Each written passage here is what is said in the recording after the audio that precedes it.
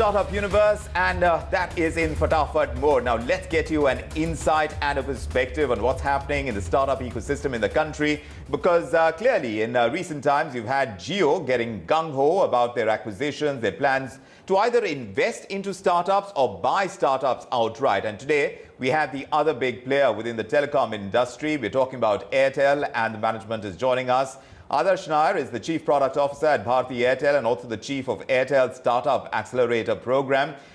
Adarsh, it's a pleasure to have you with us on Startup Central. A very warm welcome to ET Now. If you can tell us something right at the outset about the Accelerator Program that you've designed, how exactly are you looking for these new startups? Because there are so many out there and it would be difficult to choose. So tell us exactly how you're going about it.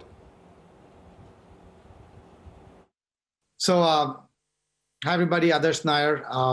So talking about the startup ecosystem and Airtel, our philosophy has always been that startups are very critical to drive this digital agenda that India has.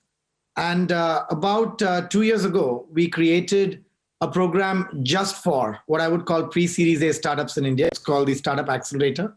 It was our way of engaging with the startup community and helping a few of those startups accelerate their growth. And the way we think about this, Nayantara, is if we can find a strategic fit between a startup and Airtel's own digital vision, then we take equity in that company and also take a very serious role in growing that company to Series A and beyond. So that's kind of the structure with which we work. And as you may be aware, over the past 2 years, there's about 6 startups that's joined the Airtel Accelerator, and there are more coming now.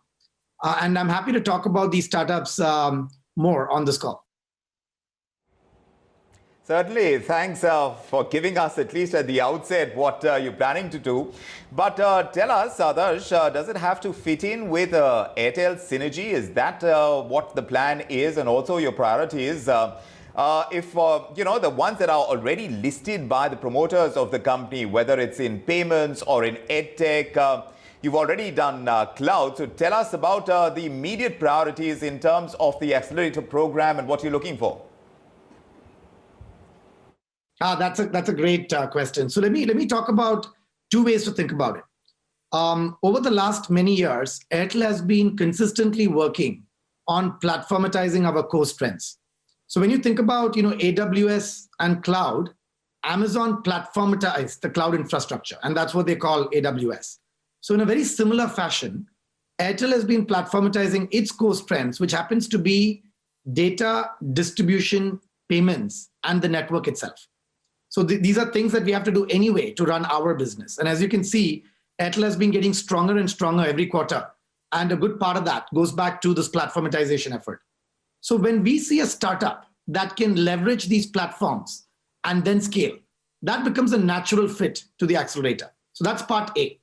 Now, what does that mean? If you think about edtech, healthcare, even agri-tech, if there's a company that can leverage our distribution and get more consumers, if there's a company who's thinking about collecting payments from whole of India, and if they can leverage Airtel's cash and digital payment stack to grow, these are good companies that can fit into the Airtel Accelerator Program. So that's one way to think about it.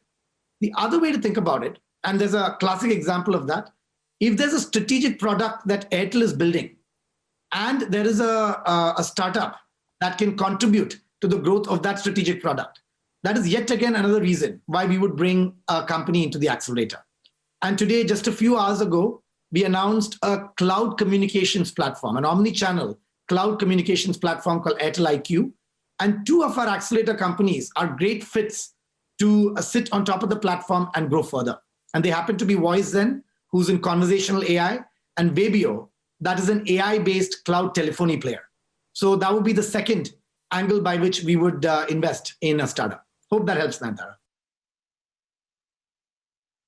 This is very interesting, Adarsh, what you're pointing out, and how you're actually going about it is of tremendous interest for us, because so many startups out there for the kind of fields that you're looking for. How do you go about the entire process? How do you find them?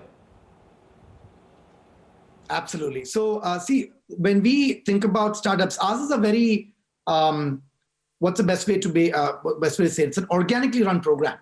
So if you look at the accelerator, there are many sources by which we meet companies. Sometimes venture capitalists who's connected to us bring these companies to us. Other times I've had situations where the founder has reached out directly to us. So my recommendation and advice to companies out there is hustle. If a VC can represent you, great, come to us through them. Otherwise, drop us a note. It's adarsh@airtel.com. We'll be more than happy to consider it. Think of us as a startup too. We're looking at you as a startup. Think of us as a startup. All right. Now, allow me to be a little more forthright because, as far as Jio is concerned, and that's what I was telling our viewers when we just started as well, Jio has done Savan, they've done Netmegs, and these are just a few of the many examples I could cite. But now, what is Airtel's strategy to proceed on this? Because Jio has obviously started off, it's gone off the blocks pretty soon. So the first mover advantage is over there. So in terms of a catch-up game, if you please, how is Airtel planning to go about it? So when we think about Airtel, see, I've been here for 2 years right now. And what I see is a company that's got a DNA of a startup. I mean, if you talk to Sunil, if you talk to Gopal, you'll see the same vibe. It's a young company, even though we've been around for 20 years, who's constantly striving to innovate, right? So that's the DNA.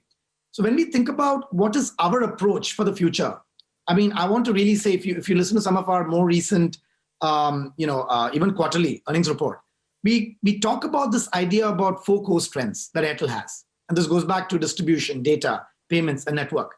Everything we are doing is circling around these 4 strengths. It is helping our core business get better. It is helping us innovate by building new businesses. Airtel IQ is a classic example of a new product that we have launched that is sitting at the adjacency of these 4 strengths. And finally, when we think about partnerships, whether it is with an enterprise company or a young startup, it always has to be that win-win. The partner bringing something to the table, Airtel bringing its platform strengths, and together we innovate. So from that perspective, I think you could call ourselves kind of chartering our own path.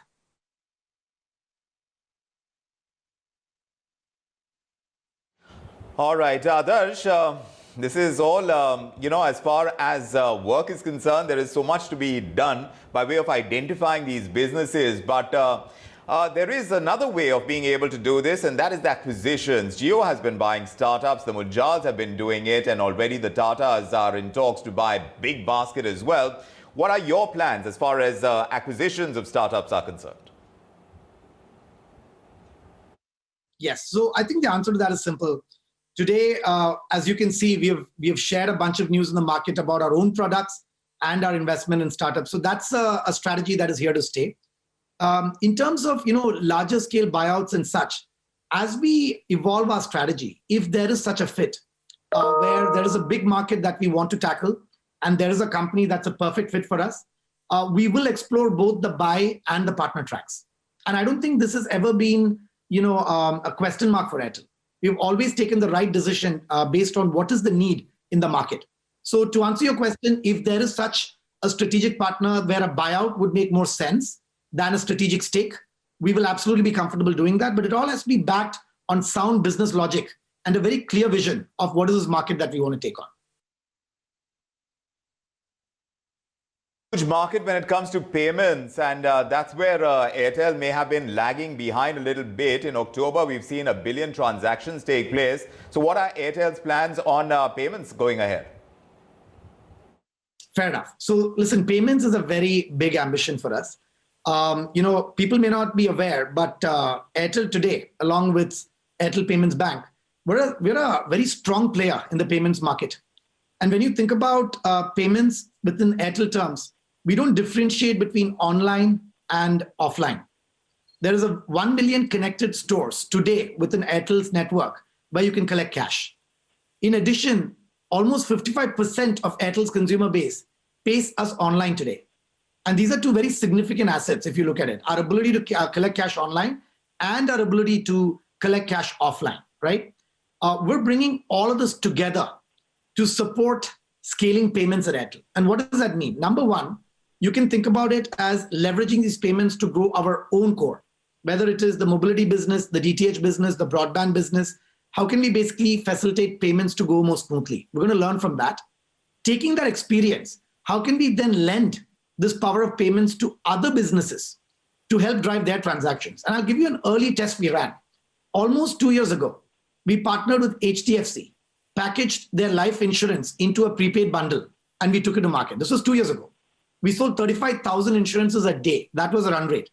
And if you take a step back and look at what's happening here, we've innovated on how payments are collected.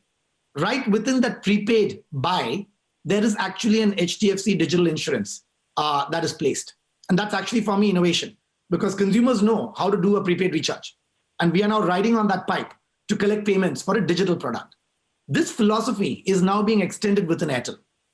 We are now building the platform where more and more people and businesses can collect their payments to this infrastructure. And very soon, we'll be happy to come back to you and share some exciting announcements around how this will develop. But this is an incubation inside Airtel today.